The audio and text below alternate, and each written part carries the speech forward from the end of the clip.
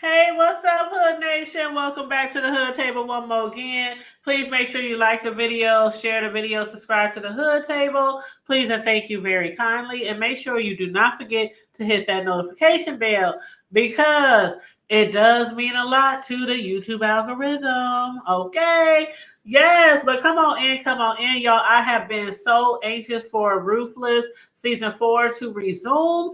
And then I got sidetrack, y'all. I got sidetracked. I had the day marked on my calendar, and then just I don't know, the days just slipped me by, and I was like, "Oh my god, I missed it! I missed it!" So, season 4, episode 11, 12, and 13 came on the other day. You know how Tyler Perry do when he hit us with a new season or the beginning of part 2 of a season. He usually come out with 3 videos at one time. So right now, I'm just going to go through real quick what we didn't learn so far in Ruthless season 4, episode 11. Then I'm gonna come back and do episode 12, and then episode 13 we are going to do live. Okay, so I hope y'all will be there for the live review as well. But anyway, again, like, share, subscribe on your way in, please, and thank you very kindly.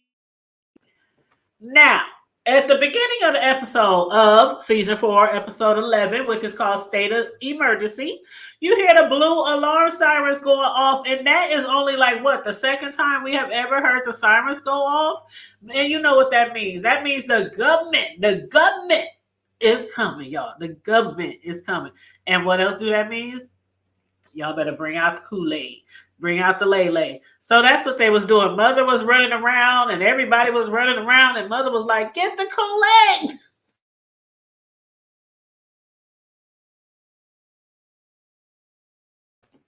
Y'all, Mother be having me cracking up. Get the Kool-Aid. Hurry up and mix it up. Man, they had gallons and gallons and gallons of that juice or that punch. And we know what that punch is. It is cyanide. Cyanide enough to take anybody out. That's what's in the punch. So they was getting that all taken care of, but the rest of the compound, they was all running around. Anybody who was old enough to handle a pistol or a gun, they all grabbed a gun off the table. How they got all them guns there that fast, don't ask me. But anyway, everybody was running around trying to get a gun. The highest was like, bring my big gun. Boy, did you see the gun at the highest? You really think he's trying to take out a whole city. Not just a little compound, not a few cops or a few FBI agents, but it looked like he was ready to take out a whole city. But anyway, everybody had a gun. Who could grab a gun? All the ladies, the men, the teenagers, they was ready. They was ready, set, go. But during the time when everybody was running around, when River went to the highest trader to find his gun, lo and behold, what else did he also find? He found a stash of money, a lot of money, hiding inside the bottom mattress of the highest bed. And had the highest remained like in the trailer like he was supposed to, because y'all saw Daikon, the highest, please, could you just stay here? Stay right here. Let us handle it. Stay in the trailer. The highest wanted to be front and center along with everybody else, okay? He wanted to be with his crew, with his clique, with his clan, with his coach. But anyway, the highest got all that money. Everybody been wondering where the hell is all the money? Where the hell is all the money? We've been asking that for how long? Like, we ain't seen money coming or going. We ain't seen no selling shit. We ain't seen no paraphernalia. We ain't seen nothing come and go out that compound. So we was like, where is all the money? So anyway, now we know where the money at. It is under the bed of the highest. And River now has a decision to make. What do y'all think that decision is going to be? Anyway, Agent Walton and Agent Dennis, they were met at the entrance of the compound by Daikon and a few of the other men at the security team. The agents were looking for Aaron Pollan and his wife Laura, but they had no warrant. I'm like, how the hell y'all came all this way with no warrant? What? Like they gonna let y'all in? All the stuff that y'all have heard about this cult, and you think they was gonna let y'all step foot on their premises without no warrant? Heck no. And even though the last call Aaron made ping, on the only cell tower in the area near the compound, They still was about to get up in there without no warrant. And Daikon, he stand his ground. He was like, y'all ain't coming in here unless y'all got a warrant, regardless if the person that you're looking for is the son of a senator. And then after the feds left, Daikon, he ordered everybody back to the trailers, to go to bed. Everything's calmed down. You guys calm down. Put the guns away. Put the juice away. You can pour the juice down the drain or maybe freeze it just in case you might need it again sometime soon. Freeze the cyanide.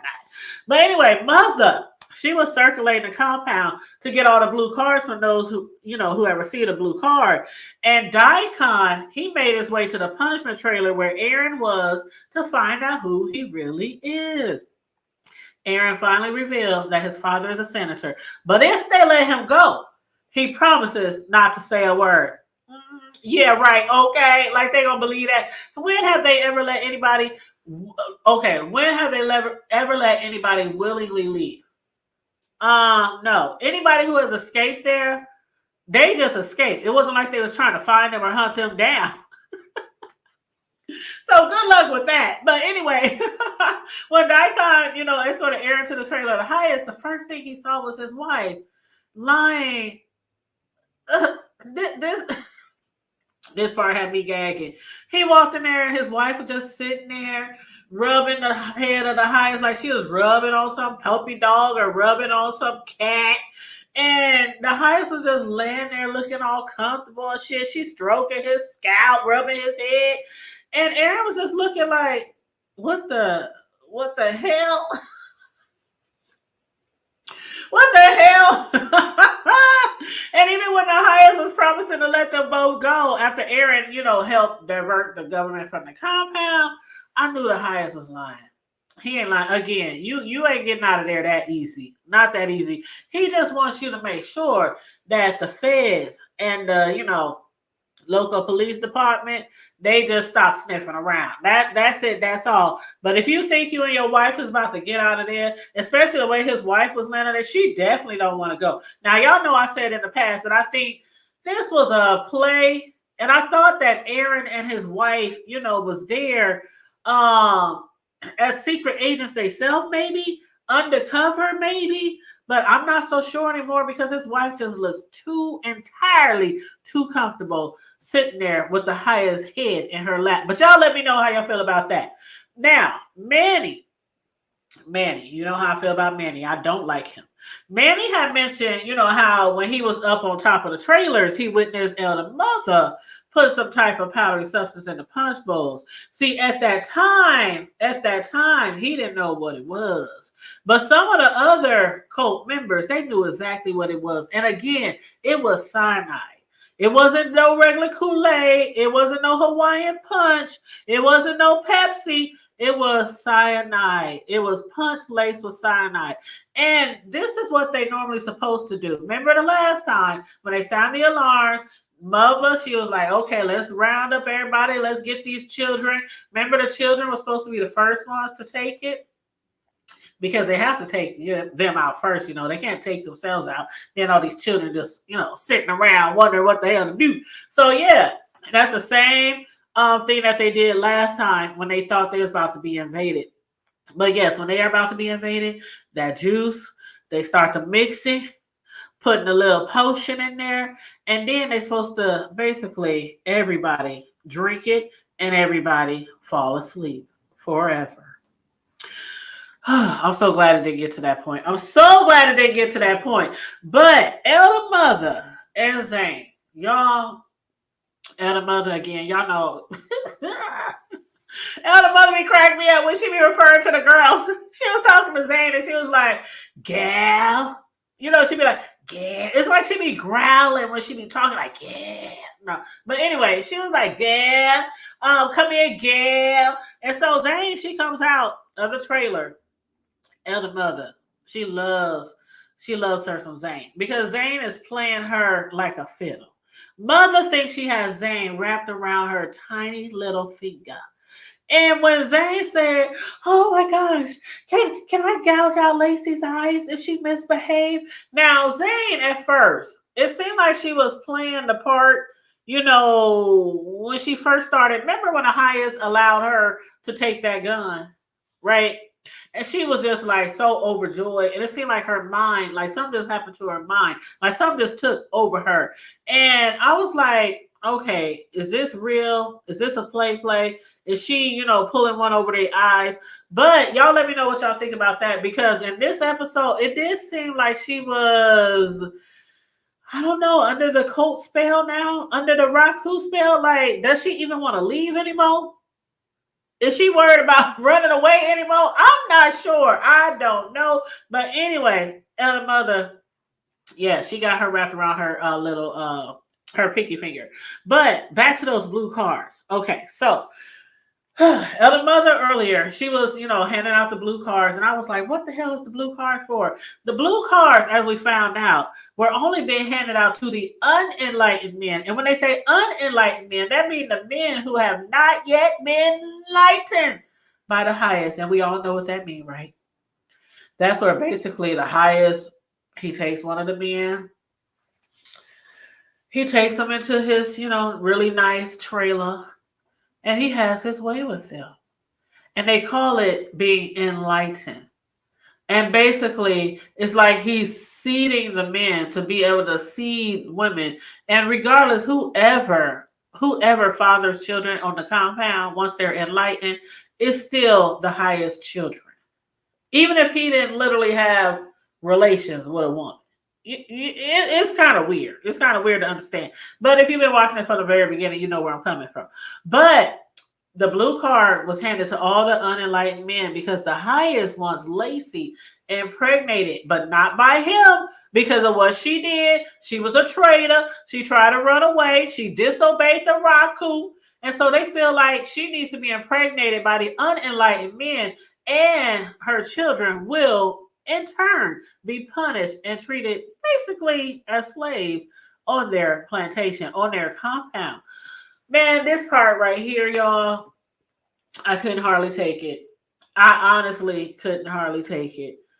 But with the help of Zane, Elder Mother, they strapped Lacey down. And y'all saw the position that they had Lacey in. It kind of reminded me of, one of those glory holes. I don't even know if they still got those these days. But back in the day, they had like these places. They called them the glory holes where gay men would go. And they would basically go into a building and they would go into a room or something like a bathroom. It's something like that. And there would be a hole. And they would either stick their butt up to the hole so that somebody could pleasure them, or they would be on the other side and stick their thing in the hole and pleasure somebody's butt. So anyway, that's what it kind of reminded me of, because the position she was in, they had her strapped down on her bed, on her back, her legs spread wide apart like she was about to give birth to some big ass 12-pound baby. And they had her like inside of a trailer, I believe. And they had like a hole in the wall of the trailer. And they had her pushed all the way up against through the hole. And so all you could see from the outside of the trailer was her bottom and her legs, and her upper body and torso was inside the trailer. And so as the men came, they came one by one. And the most irritating part to me about that whole scene was Mother sitting there on the side, just cheesing and grinning like a Chester Cheetah cat.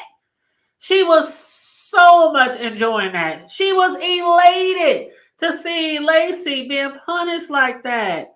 I'm like, you a whole woman. And you just, child. Anyway, Lacey, they was running a train on her. I don't know how many men it was. It could have been 10, 15, 20, 30, 40, 50. I don't know how many men, but one by one, they took their turn. Her mother was sitting there, harder, faster. That's it, attaboy. I was like, man, Mother, somebody needs to fuck her up. Tell you, somebody needs to fuck her up. But anyway, I'm looking forward to the next scene to see what's going to happen with Lacey. If there's going to be an ongoing thing with her, or is this a one-time thing and they just hope, that she gets pregnant? Is this going to happen in the future? Like every time she has a kid, she has to go through this every time, this extreme punishment, this brutality? Y'all pray for Lacey, y'all. Y'all pray for Lacey. But anyway, back to Ruth, River, and Joan. Now, knowing that the feds are going to return back with a warrant, Joan suggested that to Ruth that they hurry up and take the money and the kids and the children, because Ruth ain't going nowhere without her kid, right? And so they plan to do that, get the money, get the kids, and get out of Dodge. And while they were discussing this, River approached them, telling Ruth that he understands, man, this part was funny. Funny. Ruth was like, I ain't leaving here without my kids. He was like, I know we ain't leaving here without your little tired ass daughter. Man, I'm surprised Ruth didn't slap the shit out of him. Because you know, Ruth is ruthless. Okay. He was like, I know you don't want to leave here without your little tired ass daughter. I was like, no, you didn't, River. I'm like, do you want Ruth to kick your high yellow tail? But after Ruth dared, him to speak badly against her child again, he revealed where the stash was. So River's plan is that they will be able to escape with the help of a guard that he has been sleeping around with. I didn't even know River was sleeping around with anybody besides the highest. And I wonder if the highest has any idea that River is sleeping around. River thought he was going to meet up with the highest later on that night, but the highest had other plans. So Ruth and Joan, they're planning to meet they meet up with, I'm about to say meet at the damn river. They planning up to meet River at the gate at 3 a.m. And when they meet up with River, he's going to have the money. And then come to find out, River's lover is that young white boy who the highest was giving directions to. Now, River, who assumed that the highest would need him later on that night, again, he was absolutely wrong. He's so used to the highest summoning him. Summoning. Is that a word? Summoning him in the middle of the night. He just knew it was about to go down. But he was wrong. Instead, he wanted Ruth. Child. If that whole scene didn't give me life, ooh, Ruth got away with me and y'all. She got away with Daikon. She got away with the highest. She just know how to soothe them and lay it on them and put it on them in the right way. That'll take their minds off of all kind of other shit. So he summoned Ruth to his trailer to put that magic in his arms, and Ruth said, your highest, not tonight, boo. You don't need none of that smack in your arm. What you need is my smack on your thing, okay? So Ruth convinced him that she is all you're all I need to get by. Okay, Mary J, y'all know. Anyway, she convinced him that she was all he needs. And then they proceeded to fuck the shit out of each other. I was like, whoa. That shit was intense. That shit was intense, y'all. Woo, that shit was intense, huh? But anyway, moving right along. Next, we see Andrew being interrogated by the feds, as he should be, because he has been basically MIA. For how long? For how freaking long? He has been MIA for I don't know how long. And now he's insisting that they send him back to the compound to make sure that the crazy ass highest doesn't kill everyone. Along with him trying to convince the feds that he was out making prescription runs for the highest. And trying to convince them that he had not been converted. I'm still not sure. I think the nigga been converted, but people keep telling me, no, he's still fronting. He's still playing with them. He playing on their top. He ain't been converted. I don't know, y'all. Andrew was pretty sure he would be released. That was until they started questioning him about those burning bodies. Then they proceeded to show Andrew that good old bean footage of him dragging a dead body from his stolen van into a fire.